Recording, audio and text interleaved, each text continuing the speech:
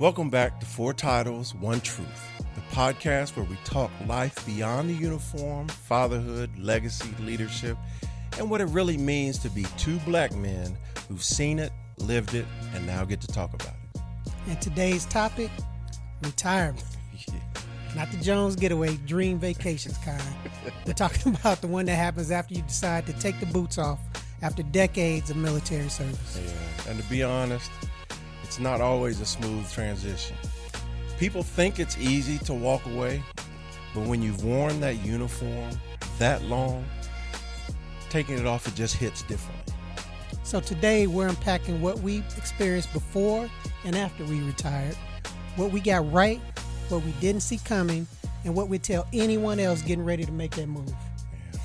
You ready? Let's get into it. Okay, here we go. All right, so the first question is, what was your mindset going into retirement? Like, were you excited, nervous, or somewhere in the middle? I was at peace. I was good. Oh, really? I felt really good. Yeah, I mean, because whenever you, I guess your body or your mind would tell you when it's time. You know, our people always said that.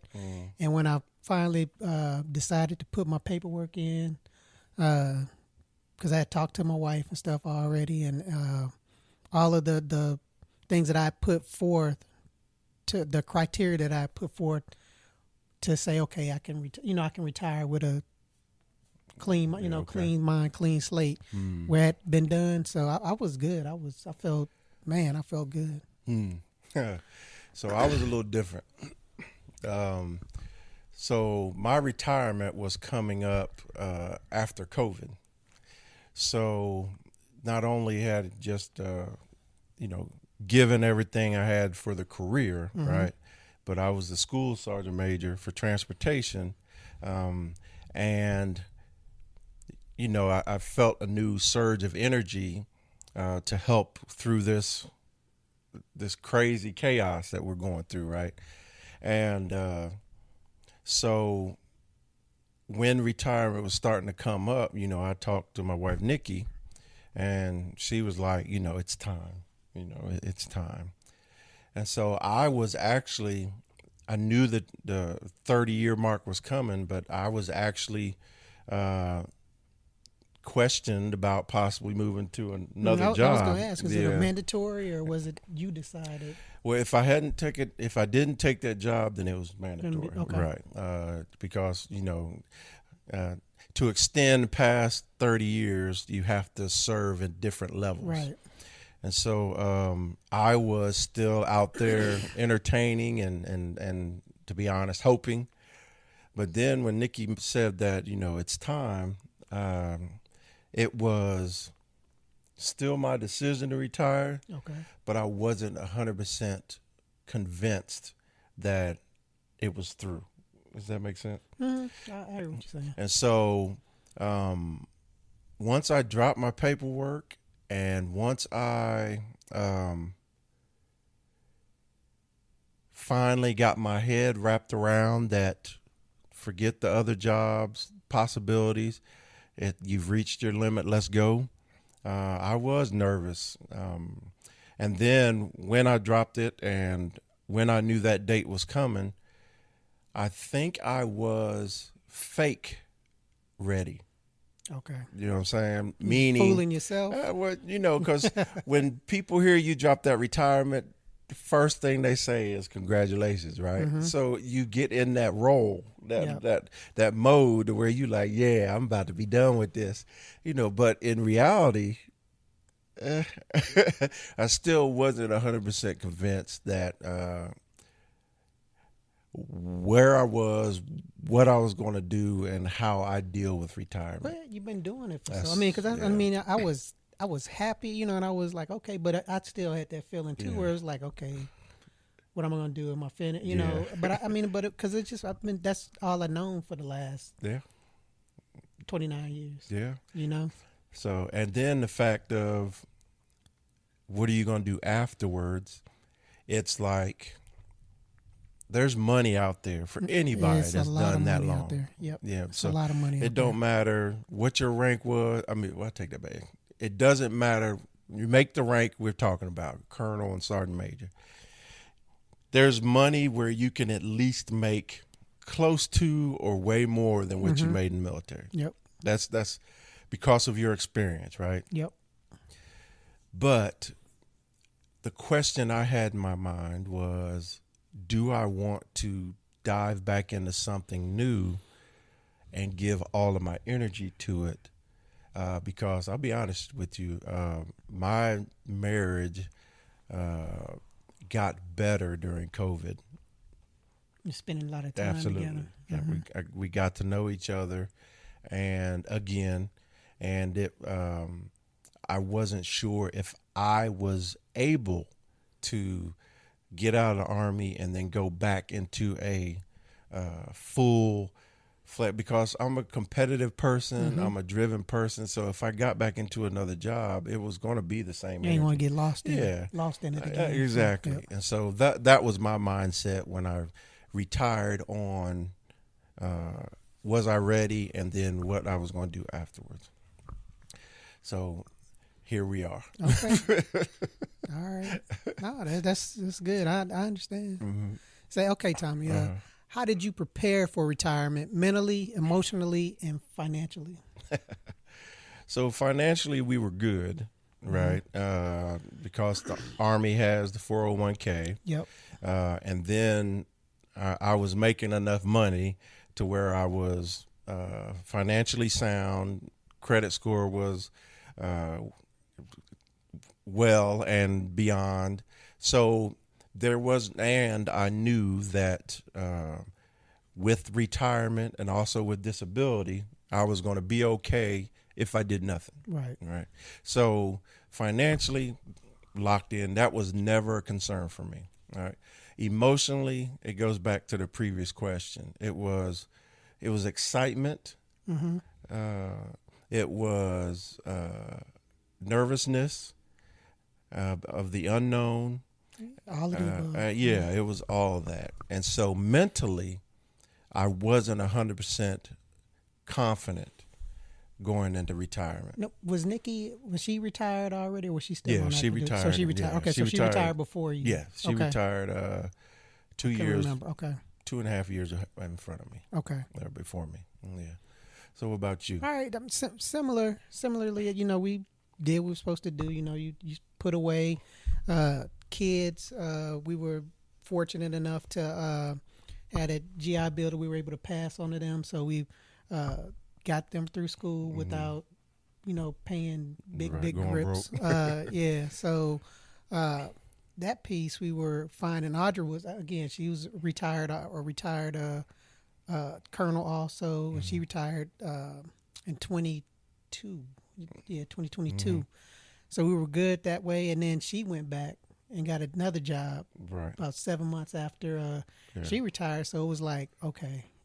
All right. And then, like, again, talking to folks that had retired, because I was probably the last one out of a big group of friends that were still on active duty and was about to retire. So a lot of things they were saying, oh man, and folks in my office that had been on active duty and retired and went back to work. Said, oh, you ain't gonna have to work. People, I'm like, what are you talking about? I'm not gonna have to work, because I'm trying to do the math in my head, Right. But then again, when you start putting in disability and all of those things,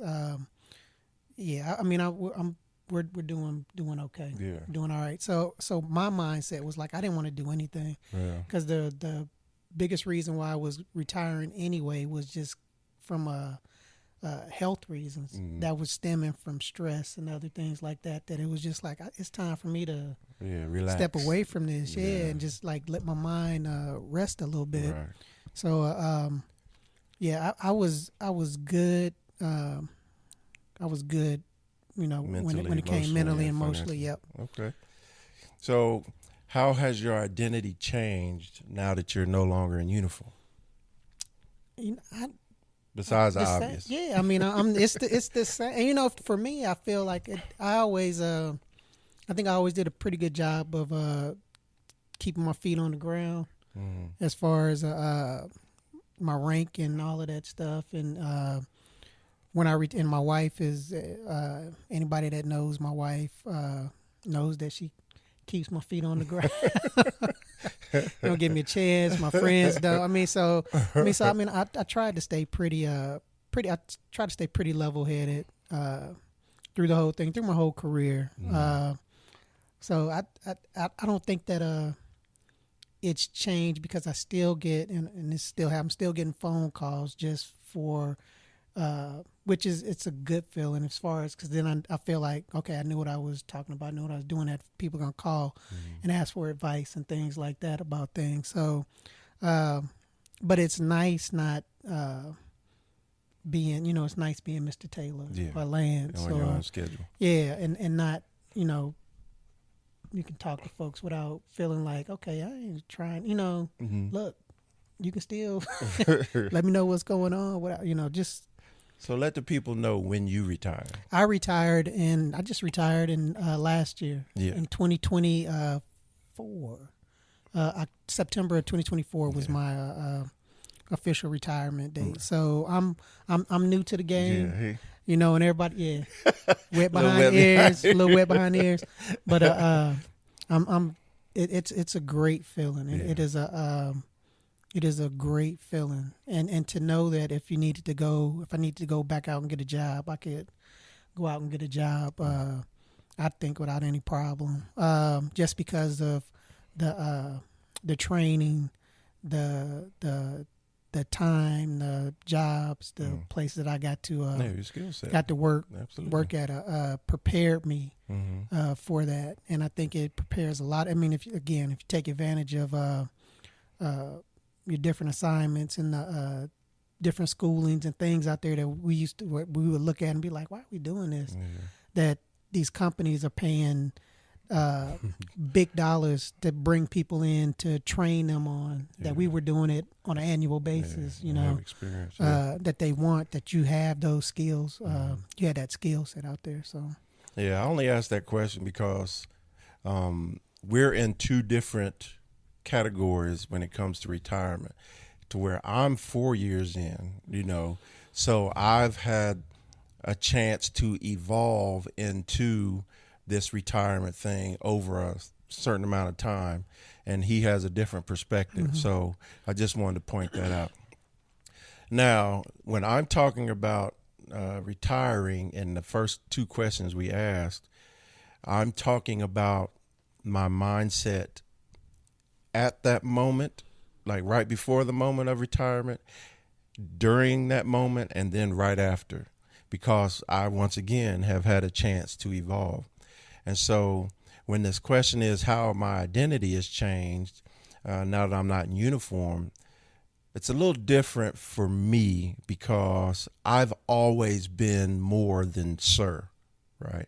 I've always been, and a partner of mine, we talked on the phone just yesterday, and he was like, we've always been sergeant, we've always been staff sergeant, we've always been sergeant first class, master sergeant, first sergeant, or sergeant major. So just by saying that rank, that is your identity, right? okay. And so when you make sergeant major, if you're not in the military, it's hard to explain. Like, when I walk into a room, people automatically notice me, right? And automatically adjust and react. I know it's the same for you, but I will, and correct me if I'm speaking out, it's a little more relaxed in that hospital environment when it comes to rank and the customs and courtesies expectations, because your team that you build, it has to be a little different. Well, I mean, and we're not in, quote unquote uniform. You're in you're in uniform, Right. when you guys are at work all the time. I mean, we wear our uniform in, Right. wear it out, but usually we're in whatever. Where in my area, we were in scrubs every Right. day. I mean, but it's. And when you walk I hear into you. a room, you can't afford to have people jumping up and screaming No, yeah. attention No. and stuff I mean, so like that. it's a different it's a different expectation as far Absolutely. as what you expect folks. Absolutely. And so, like with me, And then where I was a school sergeant major, right? And so uh, that building, and for everybody across the country in transportation, I was known, right? And it's so my identity was locked in for years, because if you throw first sergeant and sergeant major together, I was that rank for 15, them two ranks Okay. for 50, 14, 15 years. So that's a lot of, It's a long time of being a absolutely. man. And I was a first sergeant for 6 years. So you get locked in that identity of when I walk into a room, when I walk into a building. And so the moment you retire and get out of that uniform, that stops completely. And I'm not arrogant enough to think that I deserve it afterwards. It's just a change. That's all I'm saying. And to where when you go to Mr. after being labeled something for 26 out of your 30 years, there is a difference. Or Tommy. Absolutely. Tommy Yeah. Jones. And that's fine. And it's something that I could get my head on, but I have to admit it was a change, right? It was an identity change. And it was something that I was happy to get out of, because I knew years before I retired that I did not want to be one of those people that everything was always About your when I was back in the day. I am proud of my service, and I gave everything. The only thing I didn't give was my life, right? And so that is something I honor and treasure, and I'm proud of. But when I went into civilian world after retirement, I didn't want to always have those Army conversations everywhere I went. So I don't have Army memorabilia on my car. I don't have my rank identified. I do have my license plates because, right? But it's not sergeant major. It's a medal, And so, so my identity absolutely You earned changed. that. You should be proud of that. I mean, absolutely. it's nothing wrong. I mean, it's nothing wrong Absolutely. with that. Yes. There's nothing wrong with that. And so, all that to say, and I'm talking a lot, but all that to say, my identity changed, and I was ready for the change, but it's absolutely a change. Yeah. It is. It is. Say, hey, okay, Tommy, what role did your spouse or family play in your retirement transition? Oh my gosh, I really can't express how Nikki. So, Nikki was okay with me not doing anything for a year right after retirement, so that I could figure it out. Right.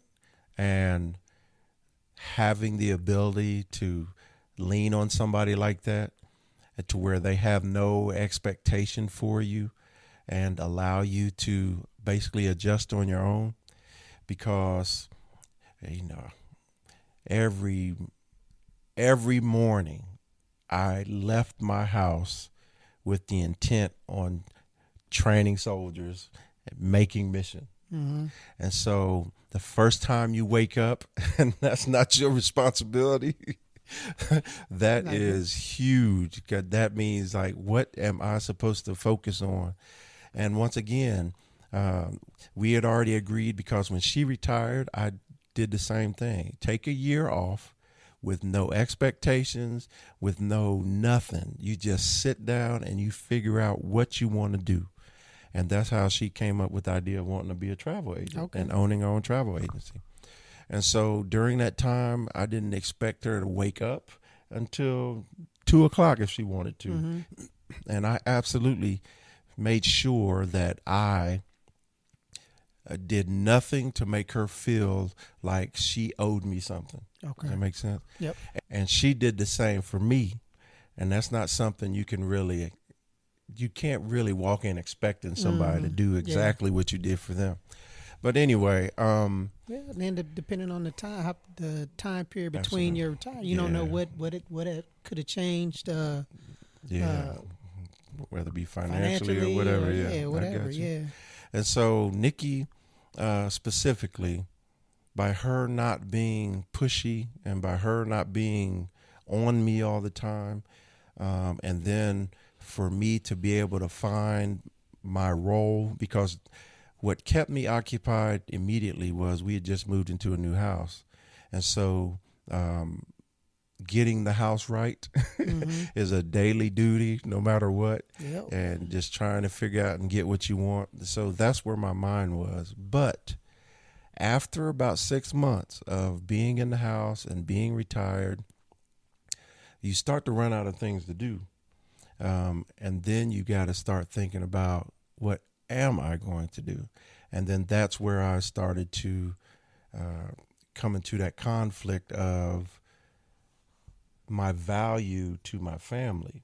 Because when you're the primary breadwinner, and when you're able to be in a situation where your wife never has to ask for something, because you all, between her and I, were financially, in a great place. And then, yes, you earned retirement, and yes, you earned your disability, but you don't feel like, I didn't feel like I was working for it. So I sort of felt like my value was falling. Yeah. And so it took me a while to find something, because once again, I did not want to go back into the workplace and then get involved in something and then lose my connection that we had rebuilt. Yeah, that's interesting. Yeah. And That's so interesting. I ended up, I'll end it by saying the biggest role that Nikki played was just giving me the opportunity to work through it without the burden on my shoulders of, if I don't make this decision immediately, our family will fall or fail, right?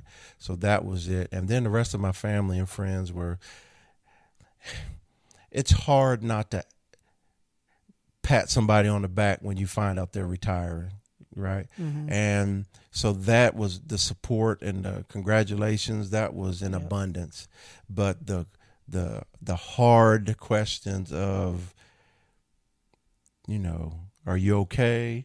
Or I mean, because a lot of folks get, especially when you're in for the 29, 30 years plus, at the rank of colonel or general or sergeant major, they can't get away from it. I mean, they have to go back to, because I have some folks that I know that retired, and they had to get back to that government, military environment, that control, around, just to have it around them in order to operate, because people are telling me, say, oh, you're gonna go back to work, you're gonna get bored, you're gonna go back, you're gonna miss it. I'm like, I miss the people, I miss the day to day of talking to folks and doing stuff like that, maybe, but as far as like some of the other things that you have to deal with, not at all, especially after watching Audra go through it.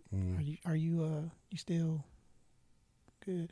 After watching Audra go through it, I saw, it's like, okay, you transition from wearing a uniform and in the highest role that you could have up in your field, up in DC at headquarters, and doing all of those things, to a civilian role where you're doing the same thing that you were doing, but you're much happier. Right. You're talking about the support that you have. You're talking all of the things that were like, okay, you were doing that in the military, but I would get the phone calls where it was like, I don't know if I can do this. I don't know. To now it's like she is flourishing, happy, just thriving, thriving in it. And so for me, and the same thing that you auditioned, Audrey was like, you don't got to work, you don't have to go back, you don't have to do anything. And I was like, all right, cool, I'm good, and as a, and it's a blessing to 100%. Be able to do that, not have to worry about, okay, I got to take care of my kids, I got to do that, because they were, both of them had graduated, and both of them got their jobs with benefits, so legs underneath them. So that piece of, and they were all supportive of me finishing. I remember Miles. I said, "Dad, are you sure?" You know, I'm like, "Yeah, I'm good." You know, I'm good. And I mean, it's allowed me to try to get back something. You never get back time, but I'd say that try to get back some of that time that I missed from the kids, being either being stationed away from them or being deployed, you know, or when they were in school and you know we're here, you know, just getting to know them better, you know, which has been has been great, you know, because I mean they're great kids, and you just see the differences in how we how we grew up, and the mindset of the generation that's going on now. But yeah, I mean, very supportive. Family was very supportive of it. I mean, and when the folks say that, you know, oh man, that's a long time. You know, that's 29 years. That's a long time. You know, I mean, it doesn't feel like that. You know, because I truly enjoyed serving. I truly enjoyed my job and the people who I worked around, and what I did. So I mean, if you love something and it's clicking for you, continue to do it, man. Absolutely. I mean, it's not. Yeah, I can't argue with none of that. So okay, so we've talked about our trials and tribulations, and I'll just actually say one more thing that you hit on, that if you've been in the military that long, you're going to miss that camaraderie. You're going to, because even now, I was in the military longer than I wasn't. Even now. Think about that. So, that was my life. That was my blood. It was my blood from after basic training. I felt like this is where I belong. And then to just not only continue to serve, but to continue to progress, and then be able to turn around and try to put that passion on your subordinates, that's full commitment, right? And so I miss that. But you also miss some of the things like change, right? When you make the ranks we made, there's a belief even in you that you can change the world.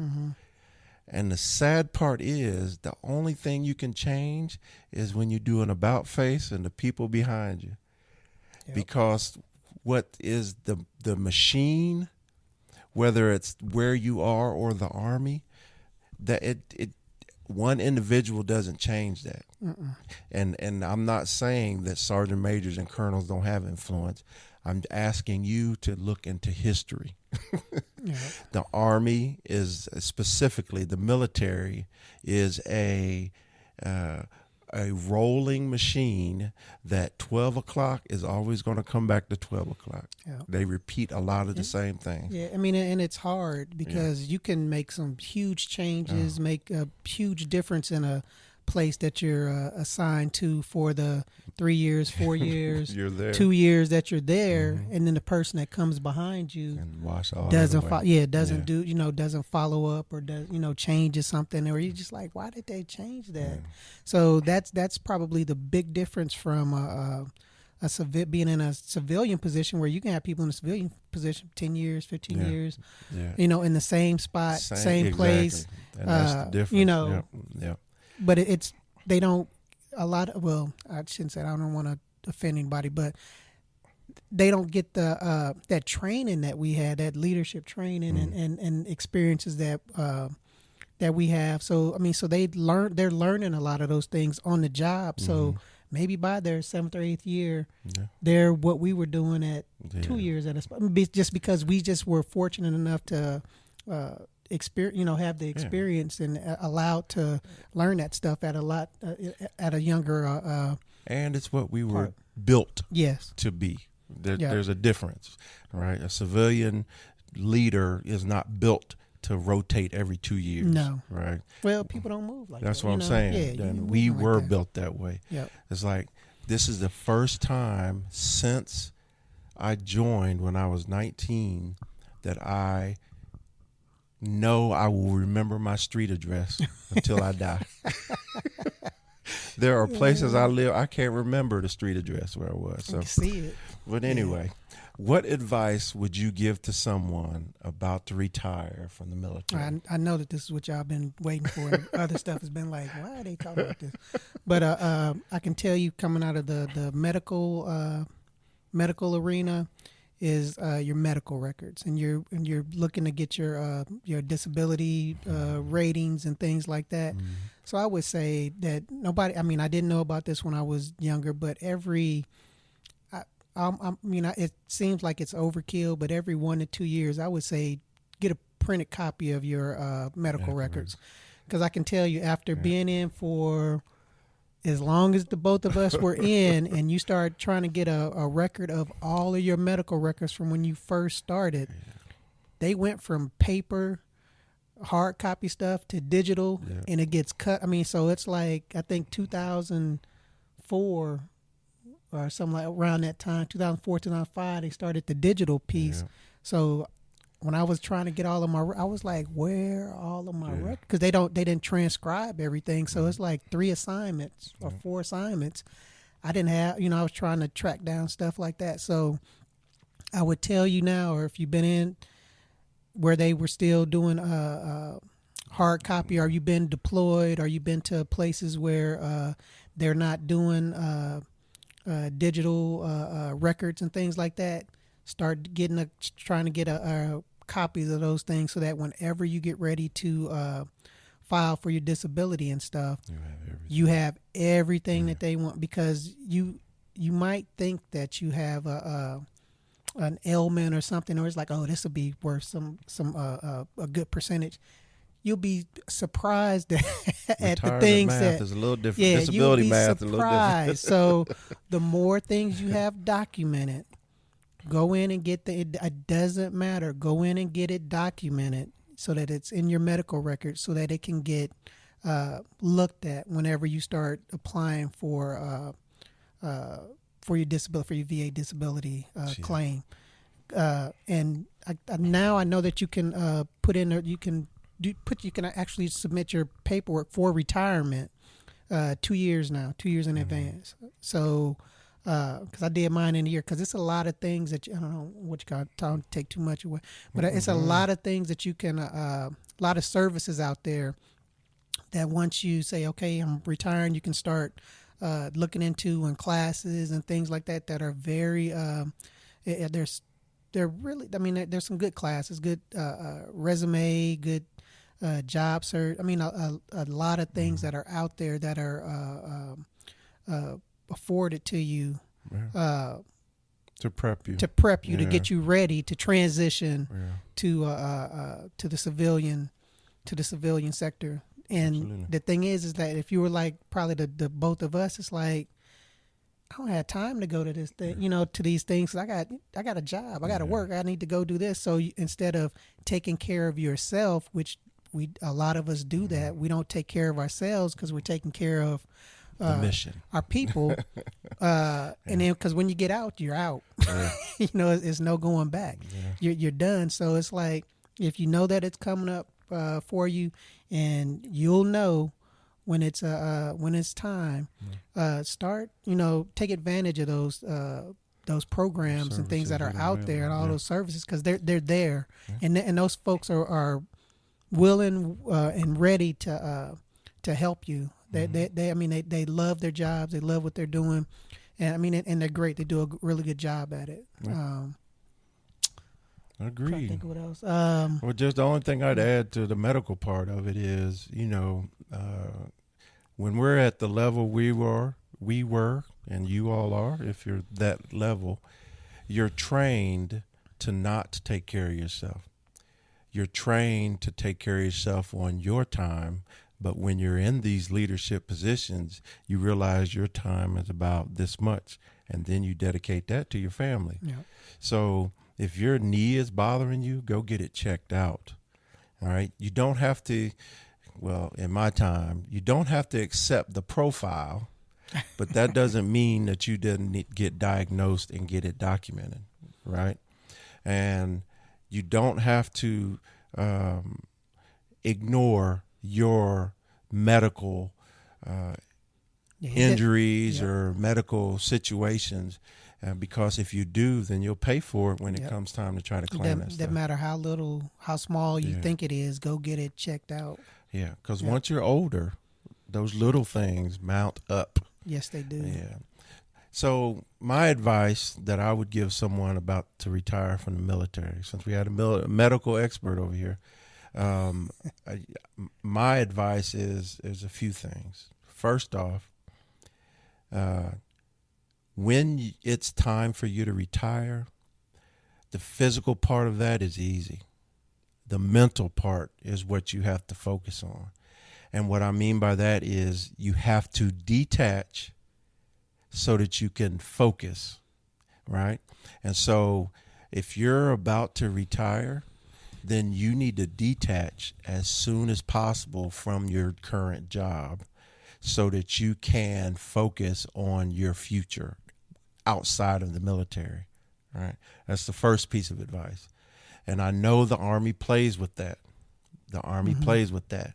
But at the same time, if you're at the levels we are, you have the ability to enhance that, right? I had the ability to call somebody to make sure that my replacement was early. That's exactly You what know I what was I'm going to saying? say. Yeah, it's like you got to let them know that you got Absolutely. that you're retiring. And Let it's, them know what your plans are so that they get somebody here so that you have the time absolutely. to. Because people will take advantage of you, Mm-hmm. right?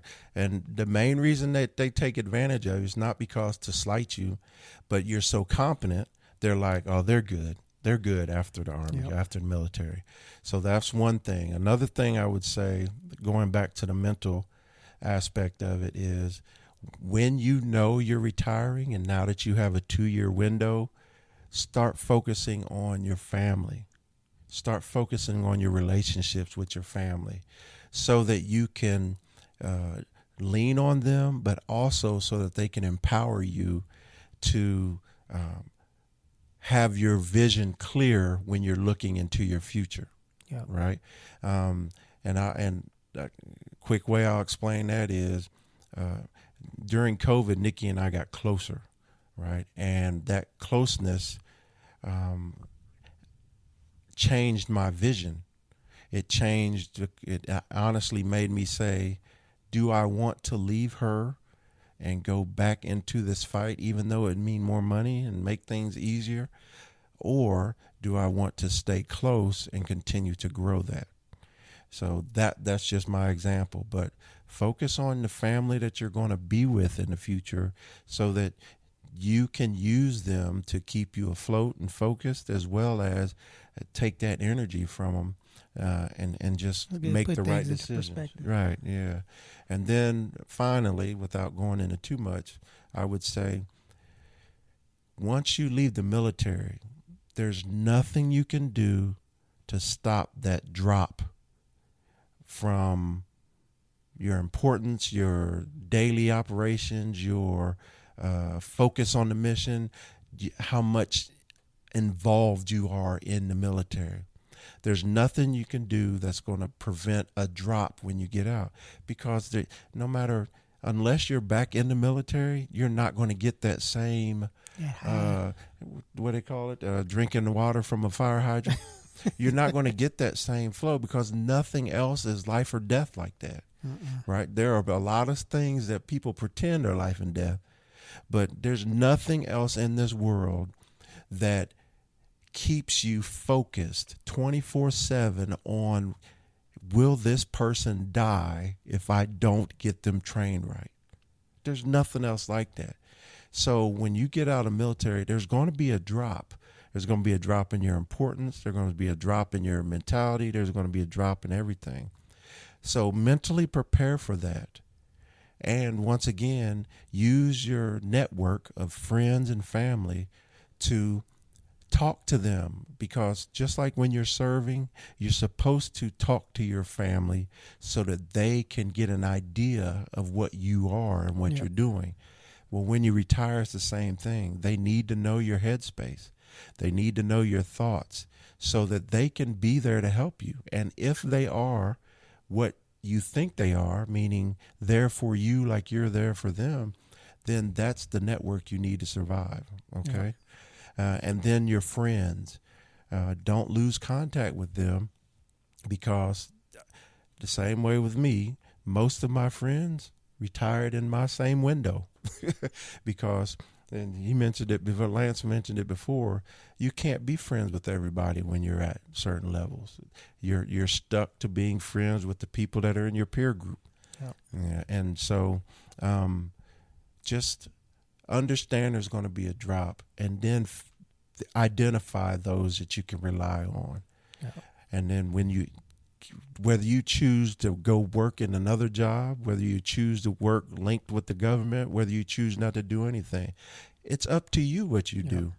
But for me, I just kept searching and trying to find what I wanted to do that brought me joy and interest, something that could keep my mind working, that would challenge me, and something that I could see myself improving at. And that's what drove me to becoming the marketing director for my wife's travel agency. And that's what also got us into social media, and what also eventually pushed us to do this podcast, because this stuff interests me.